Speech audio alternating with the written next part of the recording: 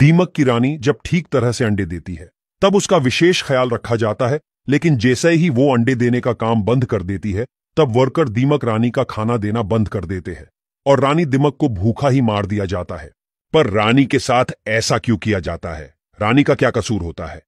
इसकी वजह सुनने के बाद आप पूरी तरह से चौंक जाओगे। तो दरअसल होता कुछ ऐसा है कि दीमक के समूह में एक रानी होती है जो सभी दीमक की मां होती है। ये रानी अलग से राउंड शेप के कमरे में रहती है। दिखने में यह रानी लंबी, मोटी और भद्दी होती है। रानी 2 इंच या उसे भी ज्यादा लंबी होती है, लेकिन उसका मुंह इतना छोटा होता है कि दूर से दिखाई भी नहीं देता। जबकि दीमक का राजा कद में रानी से छोटा होता है और वो रानी के आसपास ही रहता है। राजा के अलावा रानी के आसपास उसकी सेविका भी होती है। रानी का शरीर इतना बड़ा होता है कि वो खुद से खाना भी नहीं खा सकती, उसे सेविकाएं खाना खिलाती है। कॉलोनी में रानी का काम सिर्फ अंडे देने का होता है। वो दिन रात सिर्फ अंडे देती रहती है।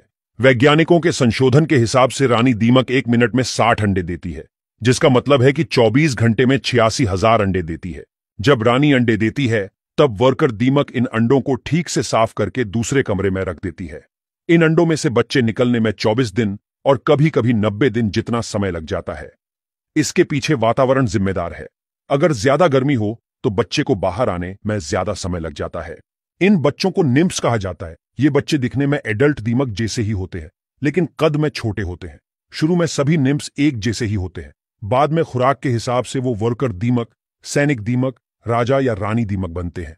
अगर किसी निम्फ्स को रानी दीमक बनाना है तो उसके लिए विशेष भोजन और मालिश दी जाती है।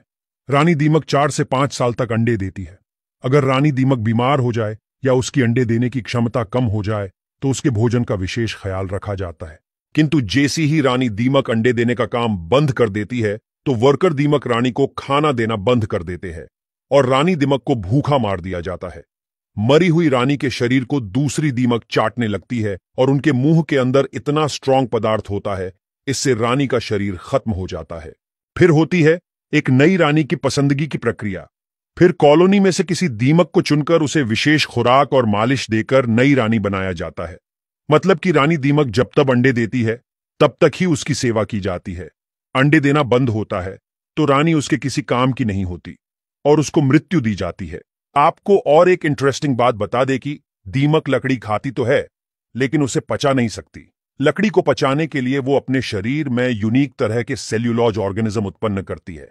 ये ऑर्गेनिज्म लकड़ी को पचाने के लिए खास तरह का पदार्थ उत्पन्न करता है, जिससे दीमक को लकड़ी को पचाने में मदद मिलती है। पूरी दुनिया में 2000 से भी ज्यादा प्रजाति की दीमक होती है। उसमें से 220 जितनी प्रजाति की दीमक तो सिर्फ भारत में ही है।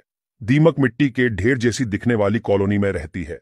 इस कॉलोनी में अलग अलग तरह की दीमक होती है, जैसे कि रानी, राजा, वर्कर, सैनिक और पंख वाली दीमक। दीमक जिस मिट्टी की कॉलोनी में रहती है उसे बनाने के लिए दीमक मिट्टी, पानी और खुद की लार का उपयोग करती है।